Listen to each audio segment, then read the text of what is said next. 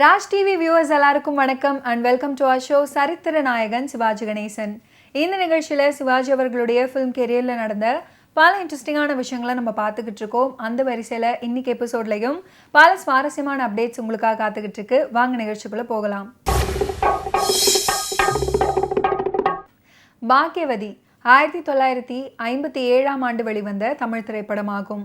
LV Prasad இயக்கத்தில் வெளிவந்த இந்த திரைப்படத்தில் சிவாஜி கணேசன் அவர்கள், பத்மினி அவர்கள் ஆகியோர் முக்கிய கதாபாத்திரத்தில் நடிச்சிருந்தாங்க. நான் நாடகத்தில் நடித்து தேர்ச்சி பெற்று முன்னுக்கு வந்தவன், நீ மேடையில் பாவனைகளை காட்ட கற்றுக்கொண்டு பெயர் பெற்றவள், உனக்கு சொல்லி கொடுப்பதில் எனக்கு என்ன சிரமம் அப்படின்னுவாரு சிவாஜி அவர்கள். நான் நடிக்க வேண்டியவற்றை அவரே நடித்தும் காட்டுவார். எங்களுக்குள்ள நடிப்பில் ஒரு போட்டி கூட இருக்கும். என்னால் முடிந்த வரையில் அவருக்கு ஈடு கொடுத்து நடிச்சிருக்கிறேன். சிவாஜி அவர்கள்கிட்ட நான் கற்றுக்கொண்ட விஷயங்கள் பல இருக்குது. பொறுமையுடன் அதிக தடவை சொல்லி கொடுப்பாரு. அதில் திருப்தி அடையும் வரையில் விடமாட்டாரு. நடிப்பு நன்றாக இருந்தால் உடனே பாராட்டுவார்.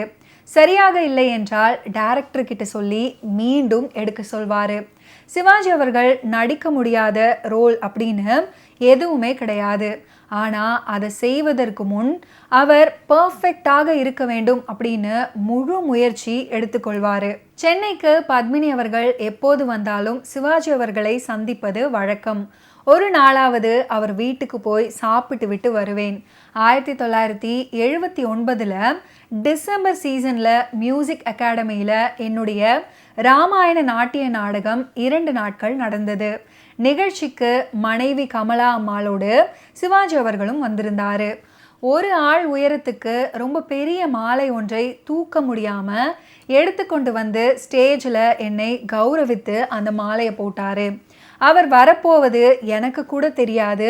ப்ளசன்ட் சர்ப்ரைஸாக இருக்க வேண்டும் அப்படின்னு யாருக்கும் சொல்லாமலே வந்தாராம். பத்மினி அவர்கள் இப்போ நடிக்கிறது கூட இல்லையே அப்படின்னு சிலர் கேட்டபோது, நடிக்காவிட்டால் என்ன, பப்பி ஒரு கிரேட் ஆக்ட்ரஸ், அதுக்காகவே மரியாதை செய்யணும் அப்படின்னு சிவாஜி அவர்கள் சொன்னதாக ஒரு பத்திரிகையாளர் பதிவு பண்ணியிருக்கிறாரு. ஒலிம்பிக்ஸ் விளையாட்டு போட்டிகளை பார்வையிட சிவாஜி அவர்கள் அமெரிக்கா வந்தபோது விமான நிலையத்துக்கு சென்று பத்மினி அவர்கள் வரவேற்றாங்க. என் உடல்நலம் பாதிக்கப்பட்டு ஹார்ட் ஆப்ரேஷனுக்கு பிறகு கொஞ்சம் கொஞ்சமாக தேறி வந்த சமயம் அது. என்னை அவருக்கு கொஞ்சம் கூட அடையாளம் தெரியவில்லை. கமலா அம்மாள் என்னை பார்த்து கண் கலங்கிவிட சிவாஜி அவர்கள் கொஞ்சம் சோகமானாலும் she is a beautiful lady அப்படின்னு என்னை தட்டி கொடுத்தாரு. அழுது விடக்கூடாது அப்படின்னு தன்னையும் கட்டுப்படுத்தி கொண்டாரு. அமெரிக்காவில் இருந்தாலும் சிவாஜி அவர்களுடைய பிறந்த தினம், திருமண நாள் ஆகிய விசேஷ தருணங்களில் மறக்காமல் சிவாஜி அவர்களுக்கு ஃபோனில் வாழ்த்து சொல்லுவேன். ஆனால் சிவாஜி அவர்களுக்கு என்னுடைய பிறந்த நாள் கூட தெரியாது அப்படின்னு பத்மினி அவர்கள் பதிவு பண்ணியிருக்கிறாங்க. கண்ணாலே வெட்டாதே அப்படின்னு தொடங்கக்கூடிய ஒரு அற்புதமான பாடல் இந்த பாக்கியவதி திரைப்படத்தில் இடம் பிடித்திருக்கும். இந்த பாடல் வெளியான காலகட்டத்தில் பட்டி தொட்டி எங்கும் ஒலிக்கப்பட்டது. இந்த அற்புதமான பாடலை எஸ்.சி. கிருஷ்ணன் மற்றும் டி.வி. ரத்னம் அவர்கள் இணைந்து அற்புதமாக பாடியிருப்பாங்க. பாக்கியவதி திரைப்படத்தில் இடம் பிடித்திருக்கக்கூடிய மற்றொரு ஃபென்டாஸ்டிக்கான பாடல் தான் பருவம் மலர்ந்து அசைந்து ஆடும் அப்படின்னு தொடங்கக்கூடிய பாடல். இந்த பாடலை சூலமங்கலம் ராஜலட்சுமி அவர்கள் அற்புதமாக பாடியிருப்பாங்க. ஆசை கிளியே அழகு சிலையே அப்படின்னு தொடங்கக்கூடிய பாடல். இந்த பாடலை பி. லீலா அவர்கள் அற்புதமாக பாடியிருப்பாங்க. பாடலுக்கு உண்டான வரிகளை மருதகாசி அவர்கள் எழுதியிருப்பாரு.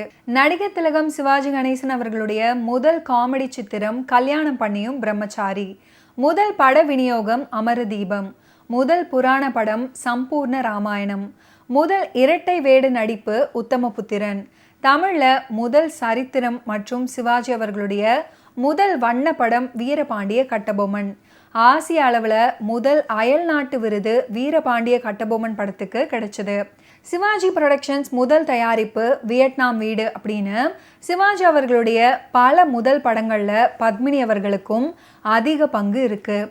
சிவாஜி அவர்களுடன் மிக ராசியான நட்சத்திரம் அவங்க தான். தில்லானா மோகனாம்பாள் பற்றி சொல்லாமல் பத்மினி அவர்களின் சினிமா வாழ்வு பூர்த்தி பெறாது.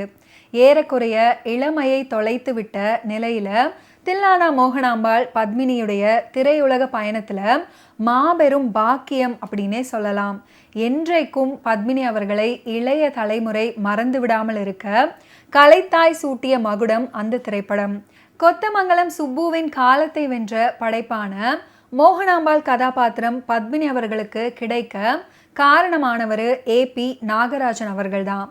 திரு ஏபி நாகராஜன் அவர்கள் நீண்ட வருடங்களாக அந்த கதையை படம் எடுக்க வேண்டும் அப்படின்னு வாசன் கிட்ட கேட்டு வந்தாரு. வாசன் அதற்கு சம்மதிக்கவில்லை. மோகனாம்பாளாக வைஜெயந்திமாலா நடிக்க ஜெமினி ஸ்டூடியோ சார்பில் தானே தயாரிக்க போவதாக வாசன் சொல்லி அனுப்பி வச்சுட்டு வாராம். ஓகே வியூவர்ஸ், இன்னைக்கு நிகழ்ச்சியில் நடிகர் திலகம் சிவாஜி கணேசன் அவர்களுடைய ஃபிலிம் கெரியரில் நடந்த பல இன்ட்ரெஸ்டிங்கான விஷயங்களை நீங்கள் பார்த்து தெரிஞ்சிருப்பீங்க. மீண்டும் அடுத்தடுத்த எபிசோட்ஸில் சந்திப்போம். நன்றி, வணக்கம்.